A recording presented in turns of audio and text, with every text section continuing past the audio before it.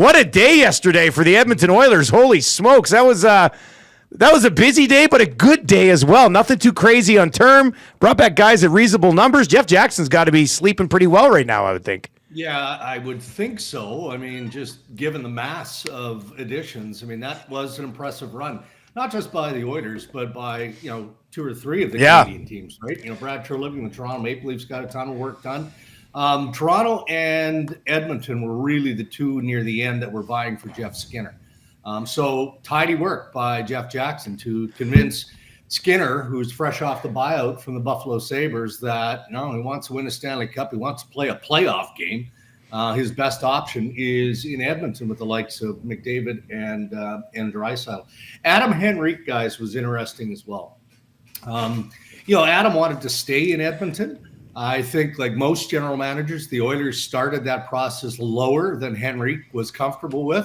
Went down the road a distance with Kevin Cheveldayoff and the Winnipeg Jets. I think Winnipeg offered 3.5 times 2. Really? And yeah, there were lots of teams. I'm told that John Cooper called Adam Henrique and tried to convince him to go to the Tampa Bay Lightning.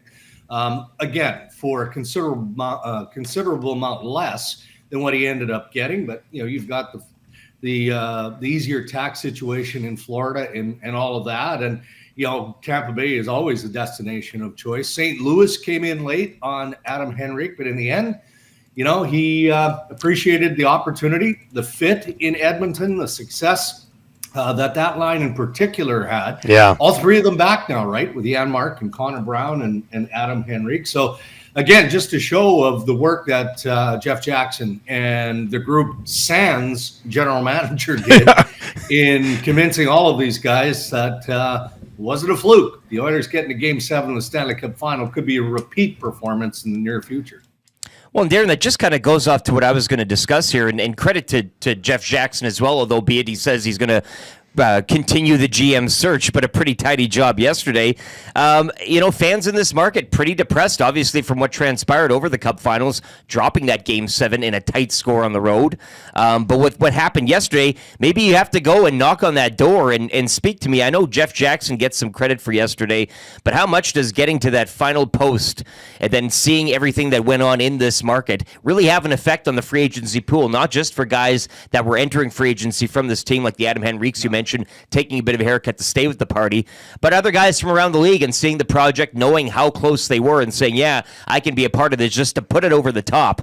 How much of an advertising campaign was that truly during the finals, and was it kind of illustrated fully yesterday? Yeah, I think so. I mean, there was significant influence there. When you're small market teams like Edmonton, like Winnipeg, maybe the Ottawa Senators, it's just more difficult. And most players would want to play in the United States, again, for a variety of different reasons. Sometimes the scrutiny that goes along with playing a Canadian market is more than players want to deal with.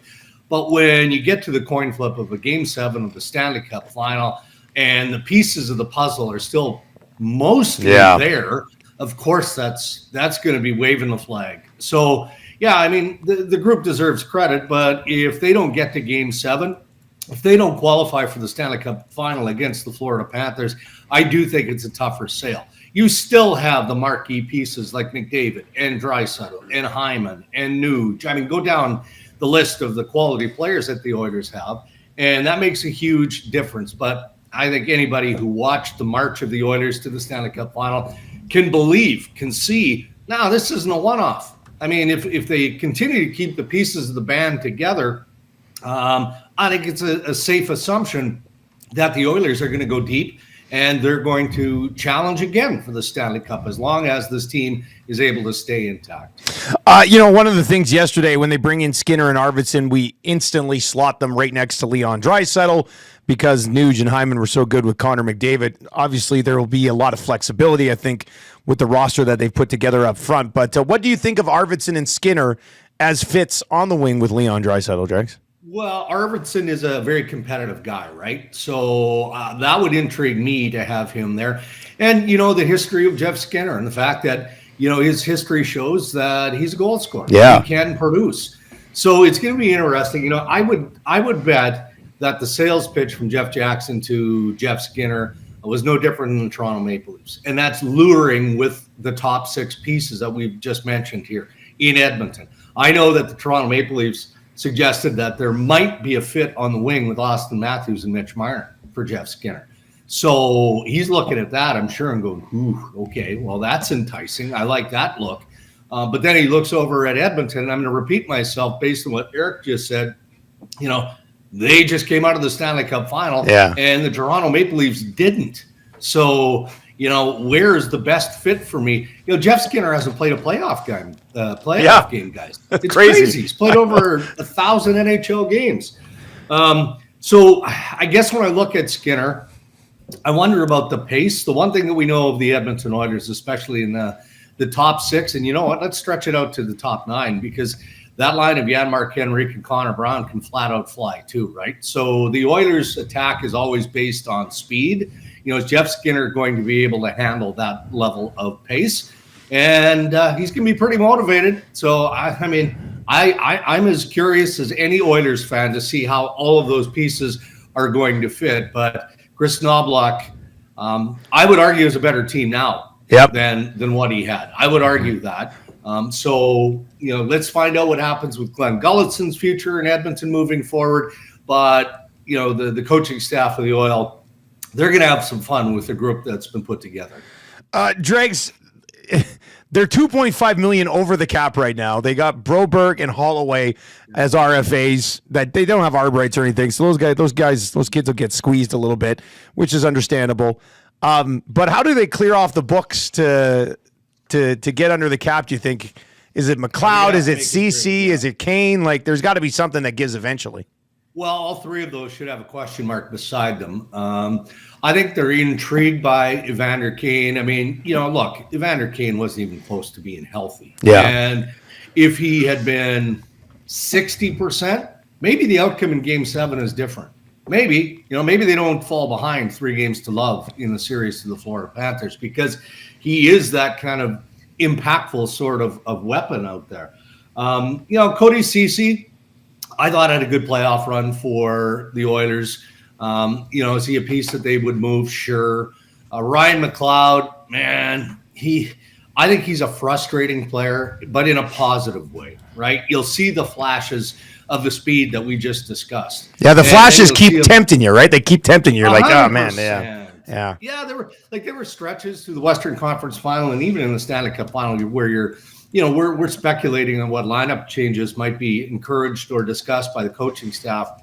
McLeod's name was always in that, as, you know, all right, is it time to sit this guy again? And you know, he's not doing much out there. And all of a sudden he'd chip in with a goal, or he would do something. But so I mean, you have to make tough decisions. You can't keep everybody, and you have to comply with the salary cap. And I think that when the trade market gets a little bit more open, because look, there's still a number of decent players available on free agency, but any team that's looking for younger depth, as an example, is going to have interest in Ryan McLeod, or a team that's looking for depth on their blue line and didn't like the prices that are still being demanded on the open market. Maybe they give Jeff Jackson a call, and Cody Ceci is a fit. Darren, with over $1 billion moved yesterday, and albeit the day opened, free agency still going on, but I think for Oilers fans, too, you can see it as a double win, both with what the club did in their own right and kind of looking around. I always like to keep an eye on the neighbors within the division and the conference. What were your thoughts, too, on some other teams in the West maybe making a few moves or maybe not? I know Desharnais 2x2 to Vancouver, of course, losing Zadorov to Boston, and then Warren Foegele, priced out of here pretty much going to L.A. But your thoughts on the West as a whole, because I think the Oilers not only winning free agency on their own roster makeup, but also looking around and looking at your neighbors and your enemies, albeit in the West, pretty quiet on the front. I would say, you know, Jake DeBrusk going to Vancouver. Louis not going anywhere. Well, who knows? Let's see how it all plays out. You know, DeBrusk is one of those galvanizing players, too. You know, he had a good run with the Boston Bruins. He did. And when that guy is on his game, he is a game changer. So I like that ad for Rick Tocchet. I think Tocchet, who is a bit of a forward whisperer, right? Like, Talk always finds a way to get the juice out of his players. So I like the fit of DeBrusk with the Canucks. Danton Heinen, again, another Boston Bruin, had a really, really good year. Nice ad for them. He'll give them depth up the middle. Desharnais, you guys know well. You can't keep everybody. I'm a bit surprised that Edmonton didn't jump a little harder at Vinny Desharnais, and it would just come down to a cap, right? It's not like they didn't see a fit or a want for him. And as an unrestricted free agent, he's earned the right to shop, and he lands in Vancouver. And who else did they get? Sherwood, forward, a couple of other pieces there. So Vancouver, did some good work. Are they better than what they were? I'm not so sure, but they're not worse, I don't think. So we'll see how it plays out. If you do want to look at the West, I mean, how about the Seattle Kraken with Brandon Montour and Chandler Stevens? Yeah, they got a couple big pickups. Really, really good. And look, I think that there's some heat there in Seattle from ownership. They're pretty hungry to get going here. Let's get this team into the playoffs. So I think Ron Francis was encouraged to be as active and add as substantive pieces in this case as he possibly could. And I think that he achieved that goal. Where else are we? Nashville. Holy smokes, yeah. Like Stamkos, Marchessault, Brady Shea, Scott Wedgwood, the goaltender, the extended Alex Carrier. I mean, a lot of work done by the Nashville Predators, and they've got Askarov, who some are wondering what they're going to do there, right? I know that Barry Trotz was trying to trade him at the draft and was trying to get a top 10 draft pick for him, and the market just wasn't there for whatever reason. So he still has some pieces to play with here, and Trotz isn't done. So when you look at the teams that have improved, I mean, don't you have to look right now at the Nashville Predators and say nobody did more on July 1st than Barry Trotz and the Preds. Yeah, when you land 3 of the top 4 free agents, you're doing pretty good work. I didn't think anybody would come close to it. The Oilers did some really nice work later in the day and find themselves in a good spot where we, for the next 2 months, will be doing different line combinations every single day because there's so many bodies. So should be a lot of fun around here, Dregs. We appreciate all the time this year, man. Enjoy your summer, and we'll chat to you again in mid-late September. Sounds good, buddy. Loading the 4x4 as soon as I sign off here, and we're beginning the drive west. All right. 30 hours. 30 hours. It won't be 30 hours from now because we've got Tiny, the Great Dane, sleeping in the back seat. So we'll do it in 3 days, maybe 3. I was going to say, how often do you got to stop with the dog there? Yeah, we're in no rush. So yeah. We'll stop 3 or 4 times each day. We usually go Sault Ste. Marie day 1. Thunder Bay day 2, and then the marathon trek from Thunder Bay to the Cabbage is about 12 hours. We're not going to do that. We're going to go Thunder Bay and stop in Winnipeg, and then that'll leave us with an easy 4-hour drive the final day. So. All right, well, I'll see you at a Bombers game then or something. We'll see. Make that work. All right, Jags, we'll see you later, man. Have a good summer.